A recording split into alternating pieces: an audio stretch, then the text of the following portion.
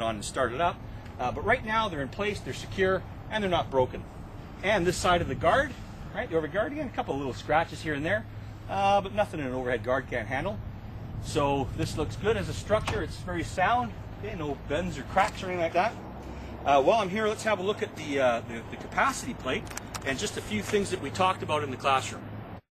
Okay, now we can see by this plate, this is a very nice, clear, simple plate. You can see here we have the model number of the unit, the serial number, which is going to come in handy for your maintenance people if they're ever ordering parts or that type of thing. It is a liquid propane fuel truck, so it's LP. The truck weight, look at that. This little thing weighs 8,720 pounds. Unbelievable.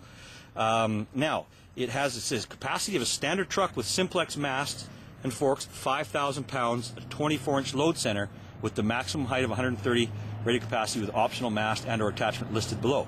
Well, it does have an optional mast, and you can see it's got a lot more than 130 inches of lift. It's got 188 inches of lift.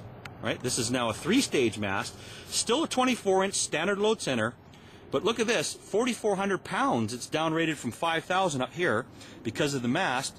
And then if you look with the attachment, which is a side shift, right? That side shift is listed up here. I'm sorry, that's the weight.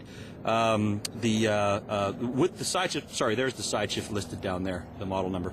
It's down to 3,700 pounds with the side shift.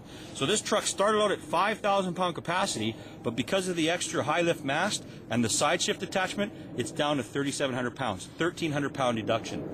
And like we spoke about in the class, you can see that this model meets design specs of ANSI B56.1.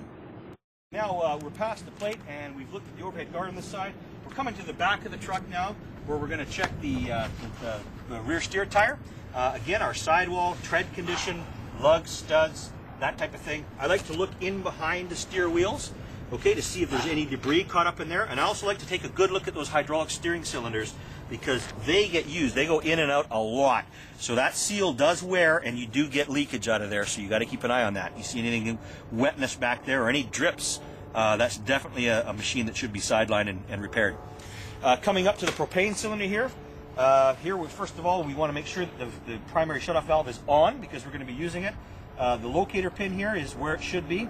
I'm going to read my liquid level, my fuel level, and since this tank is mounted horizontally, I'm going to read the top horizontal gauge, and that tells me that it's just below a half a tank, so I got lots of fuel.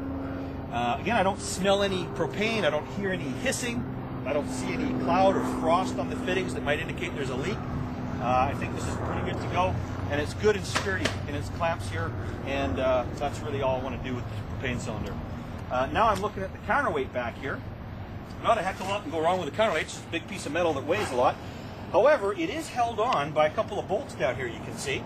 I like to reach in there and make sure if I can turn these bolts with my hand, something's wrong. Right? So I just want to make sure they're there and they're tight. And they are. So again, they just hold the counterweight in place. They don't actually support the weight of it. So if they are missing, the counterweight could move on you, and that would be a really bad situation. This is a tow pin. This is in place to tow things. People can hook onto you to pull you out of somewhere where you might have gotten where you don't want to be, or you can hook onto other people and pull them out. So in any case, you should have your tow pin in there, and that's what it's for.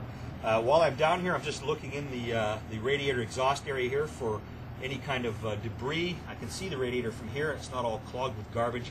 I can see the muffler as well, and I don't see any particular buildup of debris or anything that makes me think anything's wrong.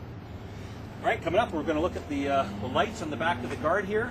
Our brake lights and backup lights, and everything's in good condition there. The lenses are all in piece, they're not all cracked and that type of thing.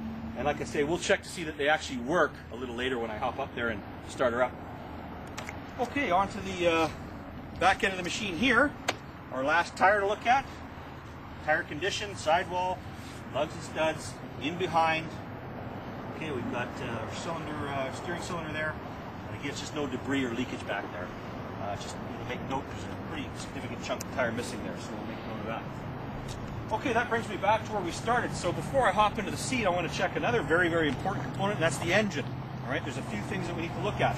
On this particular model, I have to get the seat out of the way, right before I can tip up the hood. There's the latch here. It's different for all forklifts, but on this particular one, that's all there is to it. So right off the bat, what I'm looking for here is, again, debris, all right? Sawdust, shrink wrap, strapping, plastic, paper that gets sucked up. The radiator of the fan on a forklift is a little different, and it actually blows air out, whereas an automotive fan sucks air in through the radiator. So it does pick up a lot of debris off the ground. Generally all the cabling, wires, spark plug leads, the hosing, the belts, right? Everything's in place. Nothing's swollen or leaking or hanging off or anything like that. The battery over there is clamped down as it should be on a forklift. The terminals are clean and tight as they should be. I'm just going to pull the oil dipstick out rather.